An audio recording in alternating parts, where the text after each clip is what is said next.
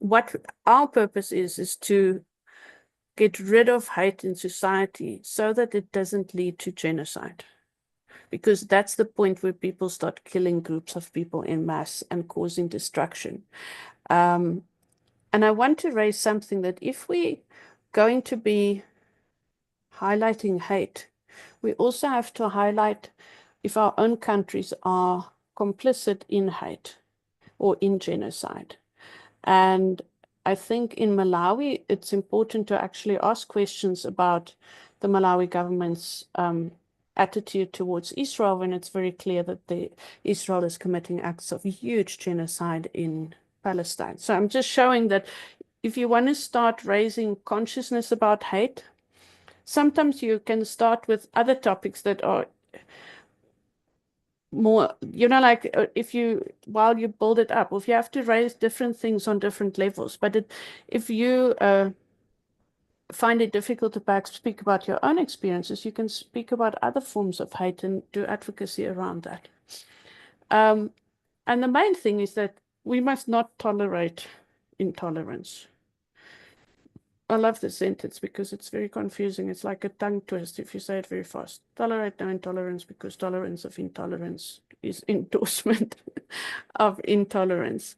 And I want to raise this in the broader context. The reason why people are saying that there's a thin line between hate speech and freedom of expression is because the people who engage in hate speech have used freedom of expression to justify their right to engage in hate speech. And they've done this on such a big global scale that they've turned it into a thing that if you try and stop them from engaging in hate speech, then they say that they are being vulnerable because you're infringing their right to freedom of expression. Now, that is not true. Hate speech is hate speech, and freedom of expression is freedom of expression, and it's not the same thing. And there's not a third line. People should not be engaging in hate speech ever, and we should never tolerate people who engage in hate speech or hateful conduct or hate crimes. So we need to be aware that internationally, especially in the US, people are starting to define freedom of expression to include the right to express hatred. And we mustn't let those discussions come into our own societies because it's not to our benefit. So just to say, why must our courts really, and there's a lot of work we need to do with our courts on this. At the moment, our courts are not taking hate seriously. They don't realize that it leads to increased harm against peoples. They don't realize that it's a threat to our peace in society, that it creates further fear and it increases, and hate crimes can just escalate and to the point of genocide. And the courts don't deal with it in a way that puts other people off from committing hate crimes or hate speech. And there's many ways in which we can help our courts to take hate more seriously, including training of judges and magistrates, having certain guidelines where the Department of Justice clearly sets out to courts that they need to take hate seriously, and anyone who complains about hate. We can have hate speech specifically in the penal code. It's not there at the moment. Well, not expressly. And we can also train judges to take it more seriously. And I will close off to say that we must support free speech and condemn hate speech, and that is it. So that is my presentation.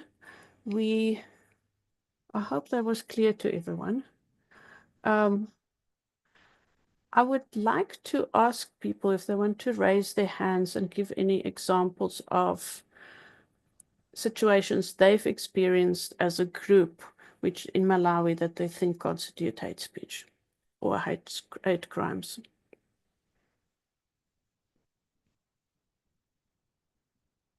It's okay. It's much to digest. if there are no comments, just in the interest of time, I would then hand over to Roger to actually give space to our next set of presenters. Yeah, thank you so much, Aniki. I would like to invite Commissioner Peter Chisi to give us his presentation on hate speech and hate crime, and also what Malawi Human Rights Commission is doing or has done to address hate speech and also hate crimes. Commissioner Chisi?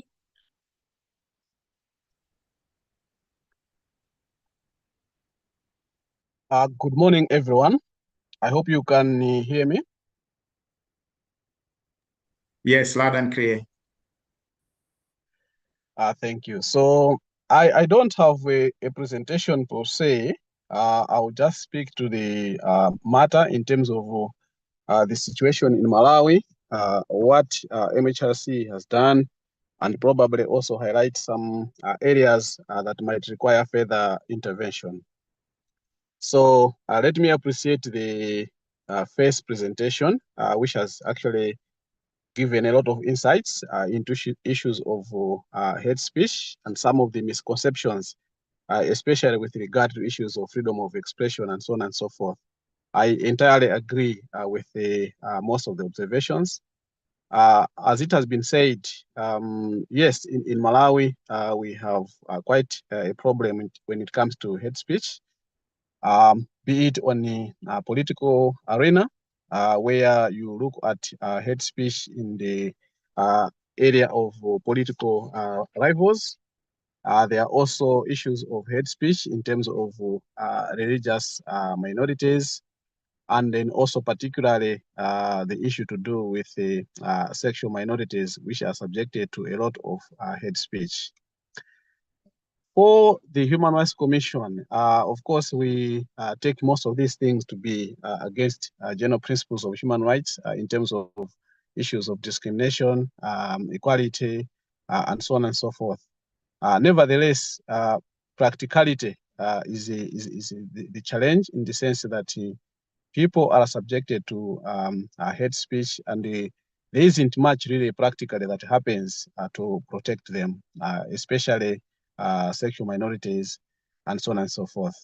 What we have done as the Human Rights Commission is basically to speak out against such issues through meetings, through advocacy and lobbying, and particularly through public statements, which we usually publish in the media.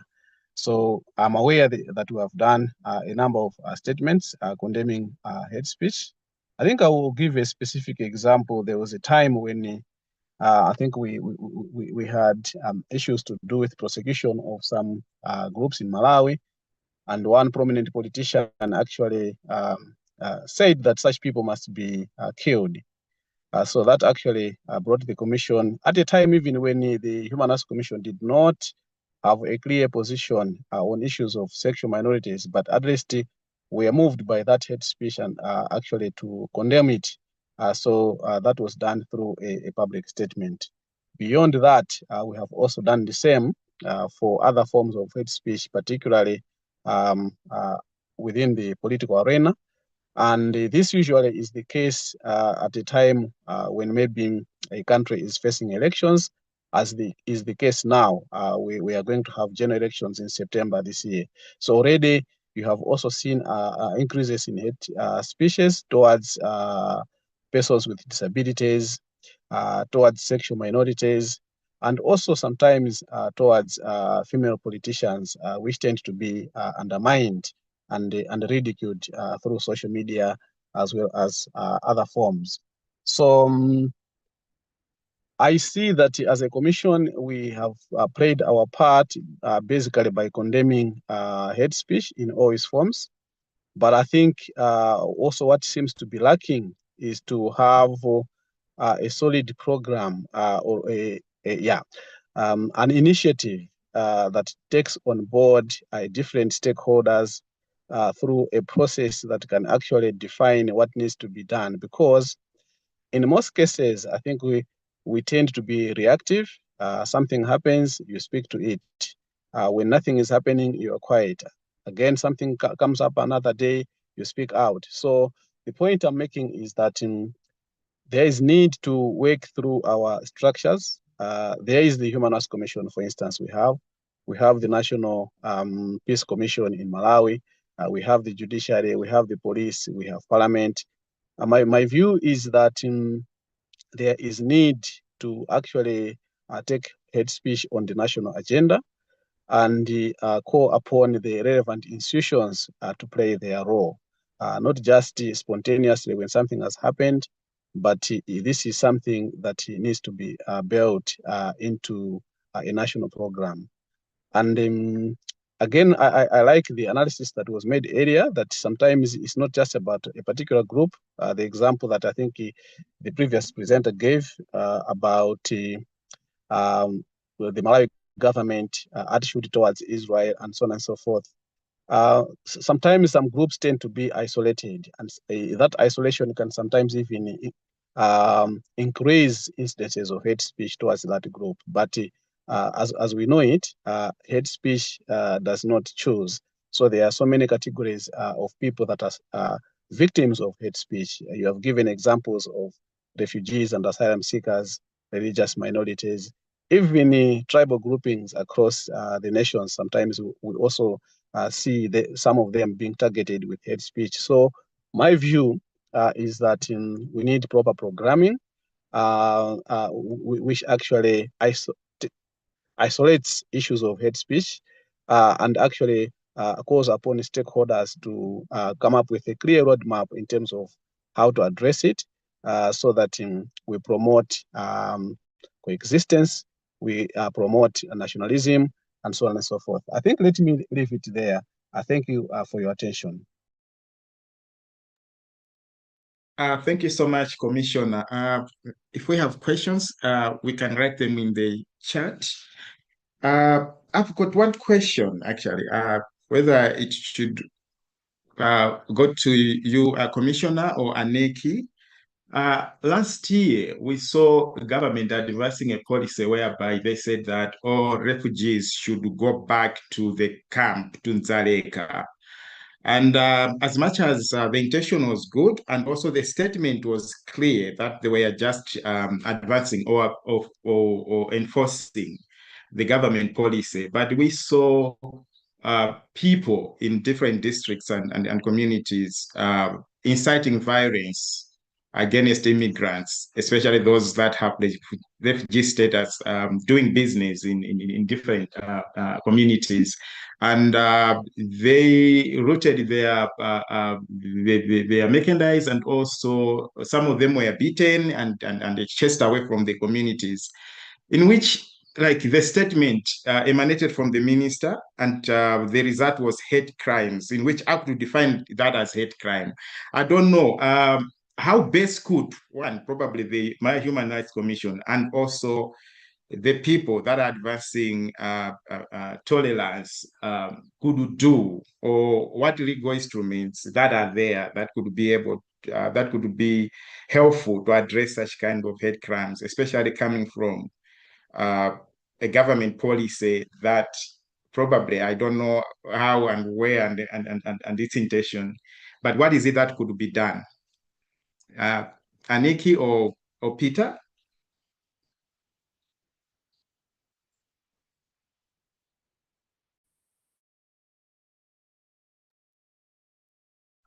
There's a hand up, Roger. Do you think Davy, are you answering the question? Because that would be great, because it was a really hard question. You're asking another question. Actually, it's another question, ma'am. Thank you. Okay. So to answer Roger's question, I think this is a hard one, because you are right that when the government created a policy that said everyone must now go to a refugee camp, the way in which it communicated that policy almost sent the message that it's okay to discriminate against people who are refugees. Now, that is wrong, and what the minister ought to have done is and obviously one would want to challenge that policy because it was dodgy, but I think this is where organizations like institutions like the Human Rights Commission are probably best to address it, because you can't take the minister to court, because what he said was in hate speech. What he said was enforcing a government policy. The government policy is discriminatory, and there one would have to go to court to declare it discriminatory, but the human rights can also say that they think the policy was discriminatory. I think what is important is that once a government creates a discriminatory policy, and that whilst that policy is still in place, it's important for everyone else to come out and say that that doesn't mean that you can disregard the rights of anyone who is affected by that policy, and that citizens cannot take the law into their own hands.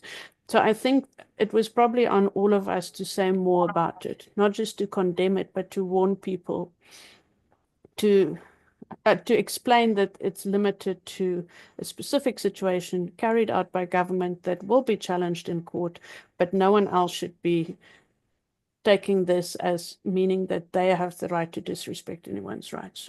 So I'm not answering your question, Roger. We'll hand it over to Peter. All right. Thank you so much, Andy. This is a very important question. Indeed, I like the analogy whereby government started with a policy, and the policy did not actually amount to hate speech per se. But once that policy was being implemented, that's when we also saw hate speech coming in. In other words, Malawi has seen the policy of putting refugees in the camps for quite a long time. But of course, because of the difficult living conditions in the camps, a number of refugees and asylum seekers have moved out and integrated into local communities, some of them engaging in employment, but most of them also engaging in small-scale business. What we saw happening after this policy was implemented is that other stakeholders now, including some community members, are coming in to speak against refugees and asylum seekers. And this is where hate speech was now coming up. These people have come to grab our businesses. These people are grabbing our land, and so on and so forth. And then let me also report here that we even had a situation where some association of small-scale businessmen were up in arms and declaring that they were going to take the law into their own hands. They were going to chase all refugees and asylum seekers from the urban areas, and so on and so forth. And as MHRC, we did quite some useful intervention because we somehow mediated over this matter. We had several meetings with them where we tried to explain to them and understand the benefits of the refugee community and so on and so forth. Thank God at the end of the day, the violence that was being threatened did not take place. And thank God, I think as of now, we still have some populations that have gone back into the communities that are residing in the urban areas and so on and so forth. And I think we are not seeing government speaking up much now to actually invoke that policy against for everyone to go to the camp. Of course, our position has been very clear as a commission. There is no life at the camp. And we think that it doesn't make sense for people to be living in the camp. But our biggest threat was now when some people said they are going to take the law into their own hands. And we did an intervention, I think, which was well and very effective, but we had a very precarious situation. So my final view on this one is, okay, how do you look at sources of hate speech? So sometimes it can emanate from government decisions, government policies, and so on and so forth. And then who is involved in actually propagating that hate speech? It can be a number of stakeholders. In our case, we even saw some government officials speaking out to say anyone who is against the government policy does not love Malawi. So that also, in my view, was some element of hate speech in the sense that if you don't agree with us, then you're not one of us. Thank you so much. Yeah, thank you so much, Commissioner. Before you go, there's also a question in the chat coming from James Chavula. He's asking, you said he said in your talk you indicated that MHRC was able to speak against hate speech by a prominent politician even before the commission had a clear position on hate speech. What is the commission's official position on hate crimes, and how far can it go to affirm the rights of persons affected by hate rhetoric? That's a question coming from James Chavula. Yeah, Commissioner? Okay. I think maybe my brother James might not have heard me correctly, or else I was not very clear myself when speaking to that. So All right. the commission has a very clear position on hate speech. The position is that hate speech is a violation of human rights and it should be condemned in all its sense. But I think what I was referring to was the Commission's general position on issues of sexual minority rights, whereby I think at that time the Commission did not take a position on the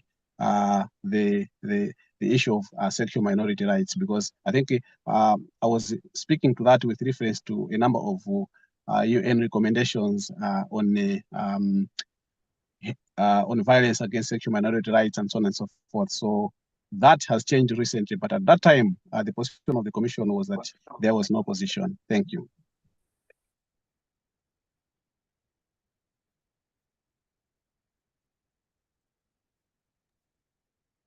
Hi, Roger. Okay, sorry. There's another Hi. question. Yeah, there's another question on the chat. Sorry.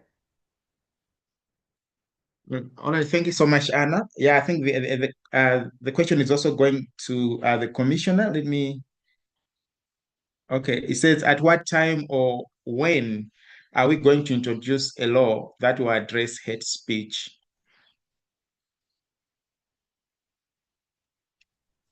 Uh, so I think that one, okay, it's not within our mandate as MHRC.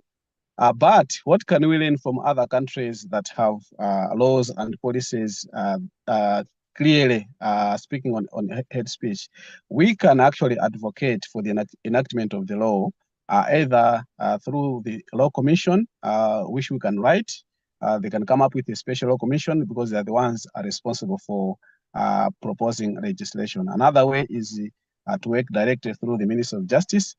I think for very, very briefly, the position is, should Malawi come up with a legislation on hate speech? The answer is yes. Then how do we do it? So there are a number of avenues that can be undertaken. And we have to weigh whether through a private member's motion, whether it should go through the Minister of Justice, whether it should go to the Law Commission. But that would require some further scrutiny by stakeholders to say what is the correct path. But definitely, we need this law on hate speech in Malawi.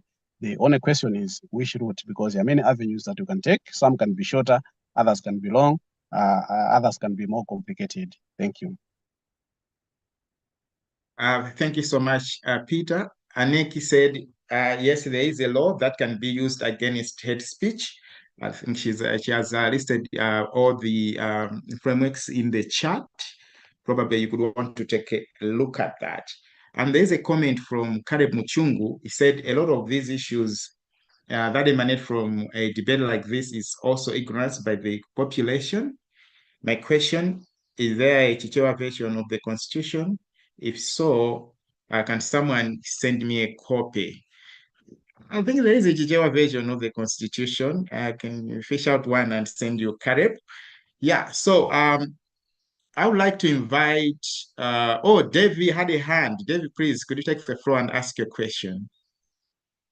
Thank you so much, Mr. Roger, for acknowledging, and we go to the moderators as well. I think for me, my question, Mr. Commissioner, was to understand, coming from a perspective of an out and proud gay man, I would want to know what are the on-ground operations that are there that are addressing hate speech in regards of addressing the LGBTIQ plus community, in as much as the Commission is overstand. Thank you.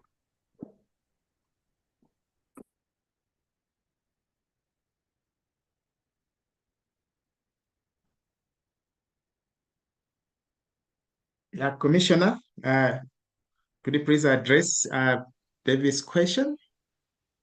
Can he come again, or maybe you can summarize the question? It was not very clear to me.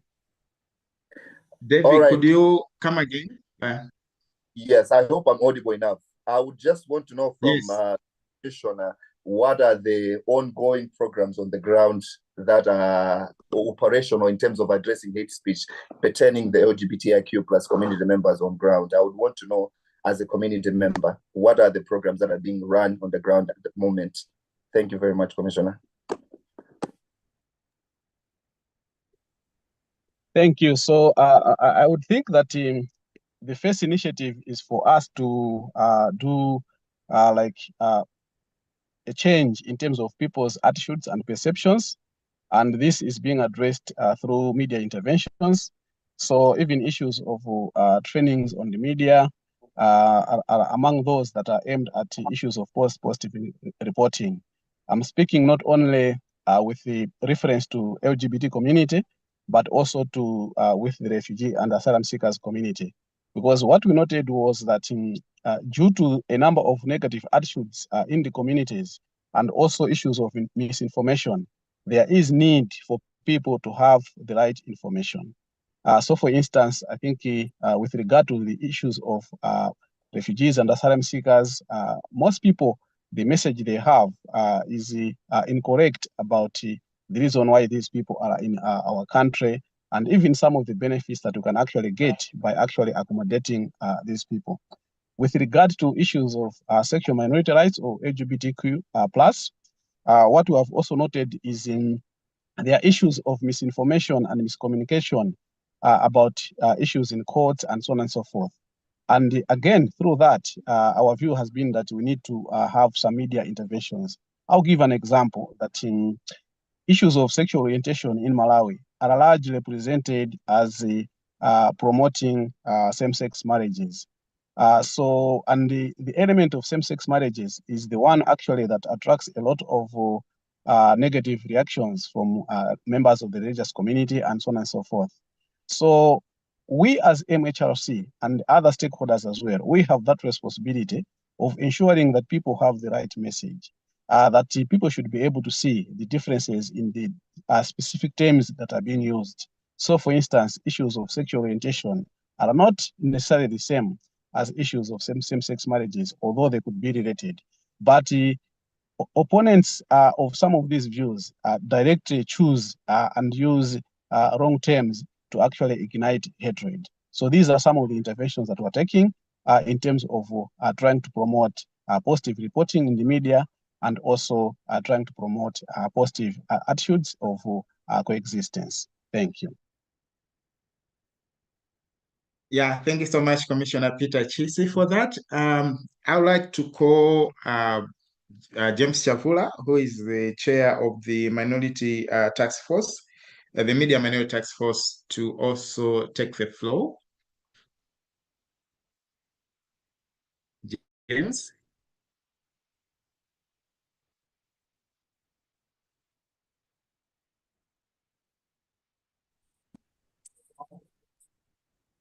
Good morning, Roger, and good morning, everyone. Thank you so much for giving me this opportunity to say something about what we're discussing here.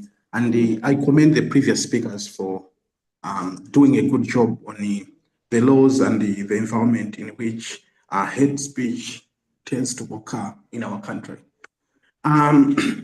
I'll speak briefly about our media context and how. Hello? Okay. Yes, carry on.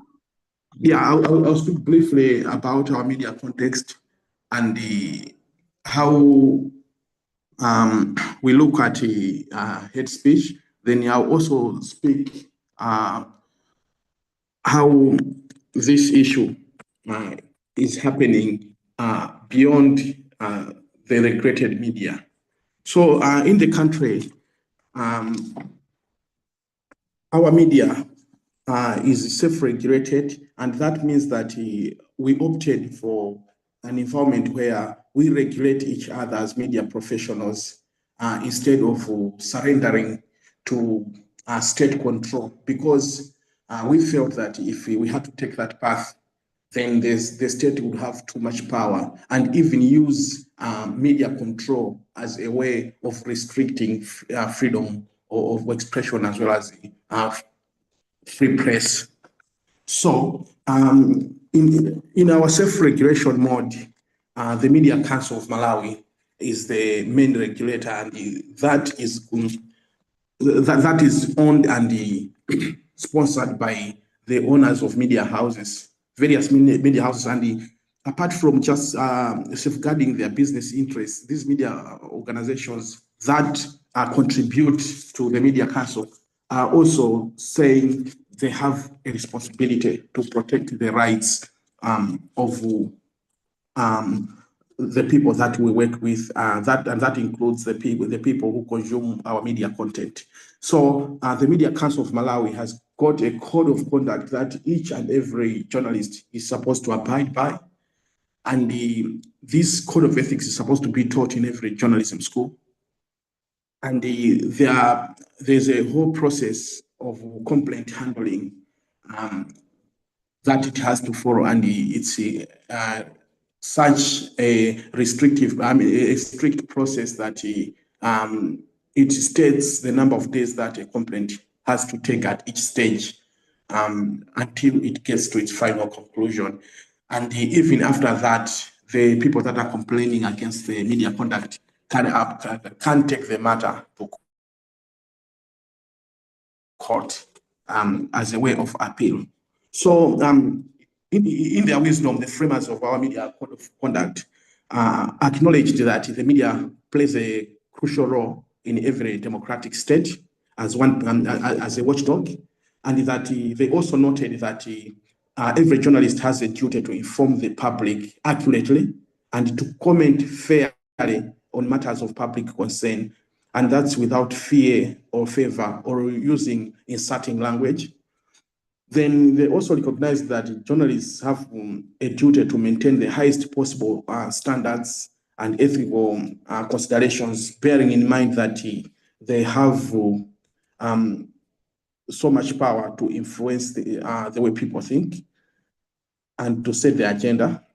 So I'm particularly, when we talk about hate speech, it's something that is not tolerated by our code of ethics. And if you look at the section, Article 3.11 of the Media Code of Ethics, it actually outlaws journalists from identifying victims of sexual assault or publishing any material likely to contribute to such identifications. Similarly, it also obligates journalists to avoid the prejudicial and pejorative reference to a person's race, color, ethnic origin, religion, sex, sexual orientation, and any physical or mental illness or disability, unless such reference is relevant to the story. However, the question is, are these articles, are they enforced? Because sometimes we see them happening both in our print and the electronic media. So the issue that comes to mind is, I think the media is just a subset of our society. What Malawians tolerate is actually, the way our nation enforces laws and policies that have to do with hate speech actually tells us what we tolerate as society. And if you look at our media context, we are in such a context where when it comes to issues like LGBTQ rights, the media is clearly divided between some who feel these are human beings like any other, therefore their rights have to be protected, they have to enjoy their rights and let them be. Others who are on the other side, pointing fingers, blaming them, saying, no, this is against our culture, this is not. So when you see the majority keeping mum or quiet about hate speech, it shows you what they tolerate. And in our media, I think we are setting a dangerous tone where what seems to matter is the perception of the majority, not the right way of doing things. And this has partly contributed to a movement that's underway to make sure that possibly self-regulation has failed for our media. And so we should go for a semi-state controlled approach. And the Media Council is working on a law that will give the state, that seeks to give the state some leeway to regulate the media in conjunction with them. And this is kind of admitting that while everything, while they have progressive articles written in the Code of Ethics that they're supposed to enforce, they have failed to enforce it, and there seems to be no commitment for the media practitioners to submit to this regulation. I think in my short career, I think I first practiced journalism in 2006. I've only seen one or two people being summoned by the Media Council Complex Handling Committee, and that does not speak well for a media for a media culture where you see you see some marks of hate speech happening almost every week. I think the Media Council of Malawi has a big job to make sure that the people that, the journalists that violate the rules and laws to do with the hate speech are actually penalized, and in so doing, it will help deter other would-be offenders. But where they are not taking any actions against offenders, it creates a climate where everyone feels it's right to say some things that they should not be saying in a place where equality matters. And like we're struggling in our self-regulated media context, on the other side, the social media, now that's where the big problem, I think, now lies. And because the mass media, which is supposed to regulate itself, is not doing that, there seems to be a narrow divide between the way we are practicing journalism and the way our friends online are conducting themselves. So while the Malawi Communications Regulatory Authority has the Electronic Transactions and Cyber Security Act to use against the people that are perpetrating hate crimes online, we don't seem to see the laws work. The laws are not working against the people that are doing it, and so that the same way it's happening in the mass media, on the social media, the laxity to apply that law, to enforce that law, is giving people a false impression that they can say anything against anyone and get away with it. So like Enek said in that interesting slide, we have tolerated things that we shouldn't tolerate. And so this has become an endorsement of the hate crimes that happen in plain sight. Maybe this has to do with also the way we handle our laws. Our laws are written in beautiful English, and usually that is only friendly to people that come from legal background, the lawyers and their colleagues on that side. So in a country where we are talking about 35% of people, of the population being illiterate, and then we're saying they cannot read and write. I mean, you expect a bigger section of that population to be unable to understand things that are written in English, and even a much bigger section of that population to have the capacity to understand English the way our friends in the legal profession use it. So maybe we should start with simplifying the laws, bring them in the language that people understand, and putting them in the formats that will make sense even to people who can't read and write. And okay, in the legal profession, they've got the maxim that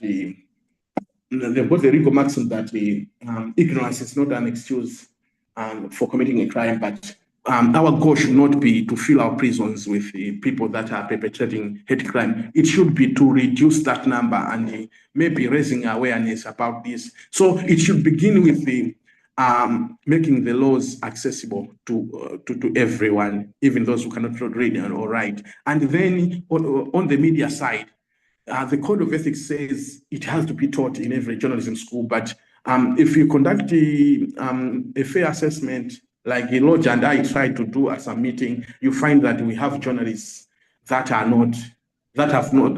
do not seem to have touched the code of ethics. And it's a small booklet, about 20 pages.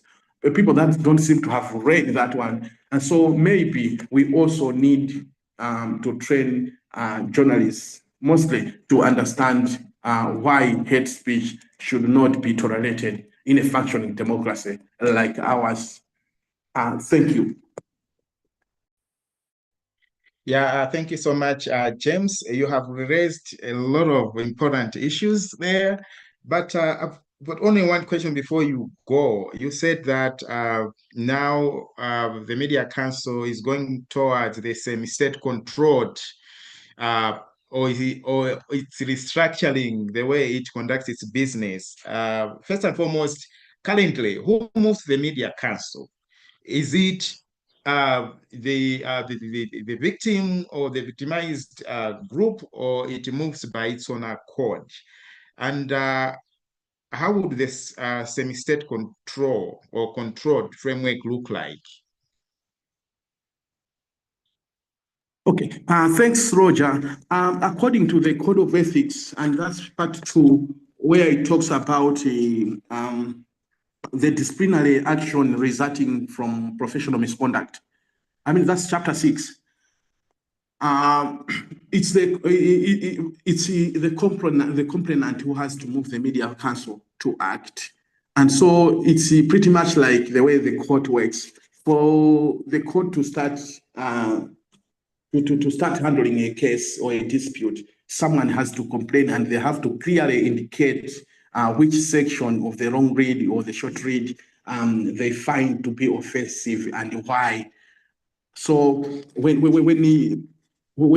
processing that complaint, you have to send it to the executive director of the council, who has to forward it to the disciplinary committee within 7 days. And the whole process, I think, is supposed to be concluded within 21 days. So I think it's also one area where some people have complained, because I think where systems are functioning, the Media Council should be able to spot the don'ts and take the favorable action. Transgressions should not be neglected or should not be allowed to pass because the watchdog is fast asleep.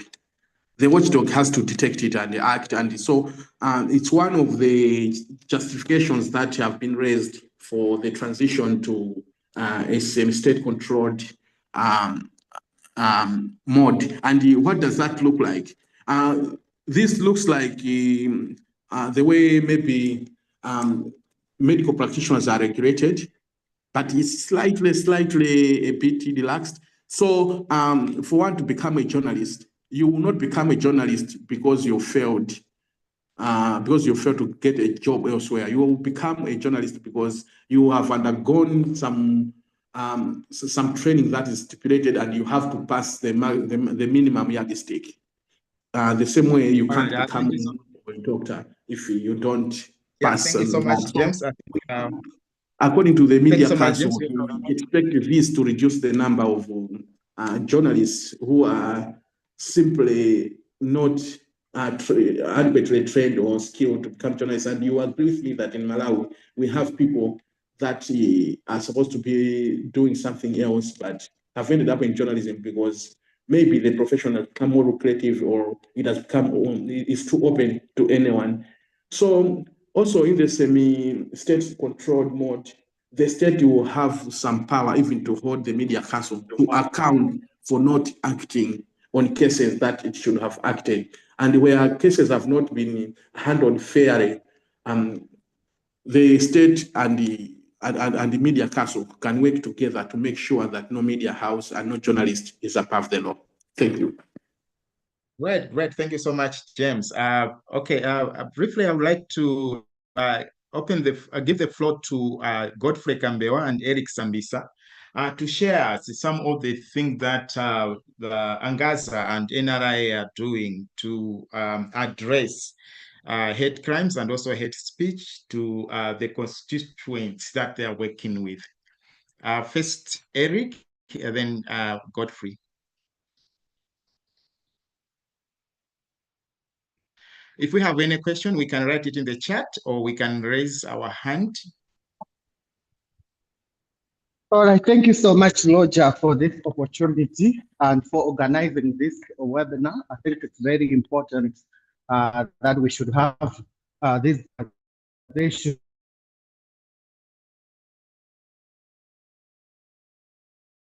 After the court case, and now that we are going into elections in Malawi, the media, especially social media, uses the community to instigate violence and to promote hate speech. So it's really an important conversation to have now. As an organization, as LGBTI organization in Malawi, we are doing several interventions to counter hate speech. One of them is doing some legal clinics where we bring our community members just to educate them, to give them information about any piece of legislation that they can use when they counter hate speech. There are some pieces of legislation that we can use whenever we are violated through the media, through internet, and that's another way that we are doing to give information to our community members. Not only that, through other support from the other foundation, we were able to engage the Legal Affairs Committee of Parliament to give them information about the LGBTI community, and also to make them allies so that whenever they are doing campaigns and all that, they should avoid instigating hate speech towards our community. So I think that was really successful. The committee also was able to commit that they are going to do something and reach out to other committees in the parliament to give them information about the LGBT. Just like several speakers on this webinar have said that people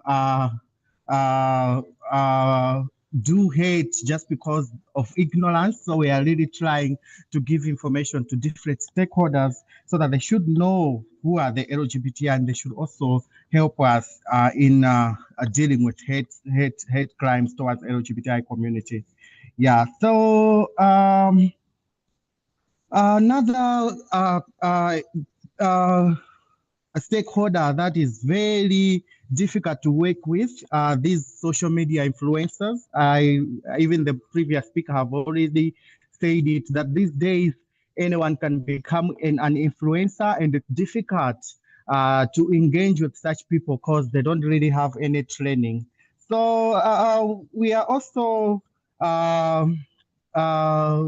planning to engage social media influencers to give them information about LGBT so that they shouldn't be continue promoting hate. I know as we are going towards election, these are the kind of the other stakeholder that we should engage so that we should minimize issues of hate speech through various social media platforms.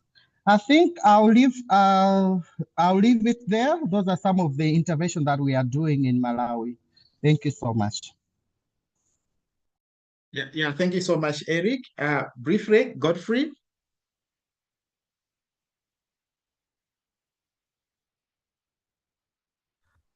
Unfortunately, Godfrey is not available right now, so I will speak on his behalf. It's Alexander Nkontera, speaking on behalf of Angaza Foundation. So as Angaza Foundation, currently we have firstly embarked on research navigating the pros and cons of digital identity, so that we're also able to protect, to understand how to protect individuals in terms of instances where they've been attacked with hate speeches online, in terms of how to track the perpetrators and how can they respond and react in terms of being victims of hate speech and cyberbullying. And in addition to that, we also have a reporting link on our website under our human rights program, which directs survivors or people who have been affected by, who have experienced hate speech to report, and using the link, and it enables us to document all cases that we have experienced underway. And also currently we conduct community sensitization and awareness to educate the community on issues of human rights and hate speech, seeing that it's usually normalized and casualized in the country, and others may be victims of hate speech and may just not realize that they have experienced it. So we talk to them on issues of hate, we introduce issues of hate speech. How can they recognize that they're being violated in terms of speech, and how do they respond to that, so that they're aware with regards to this issue. And we also provide psychosocial support for survivors who have experienced GBV through hate speech. So we link them to our other implementing partners in the districts of implementation, such as psychosocial counselors from DELA, the Gender Office, and Social Fair Office. Also, currently, I would like to apologize for the zero participation from the ET. Is currently also attending a constitutional review of the country, so hence his unavailability. Yeah, otherwise, that's all. That's all we are doing as Angaza, to sum up in a nutshell. Thanks, and over. Thank you so much, Alex. Pakama Shiri writes in the chat, thank you for the insightful presentations from all speakers. I can also find similarities with Malawi Human Rights Commission as a member of Eswatini National Human Rights Institution, that we often do not have specific programs towards hate speech. I would be interested to know if there could be some recommended best practices that can be specifically undertaken by our national human rights institutions to address hate speech changes against certain, or hate speech challenges against certain groups. Thank you so much, Pakama. I would like to hand over the floor to Anna to take us through the closing of the webinar. We are way past our closing time. Anna? Thank you so much, Roger. Thank you at Glow for co-hosting this, Angaza and NRA. Thank you so much for organizing this. Like Anna said in her introduction, a link to a questionnaire kind of test would follow. Please make sure you participate in the survey. Following that, you will get a certificate. Also, feel free to make recommendations to AdGlow if you want more webinars of this kind, follow-up actions, and which topics you would like to be focused on. This is a campaign that's going on for the whole year. Participate in more webinars, and thank you very much for joining us. Any last thought, Anneke? Thank you, everyone. It was lovely seeing you all. Okay, great. Thank you so much, and bye. Thank you. Bye.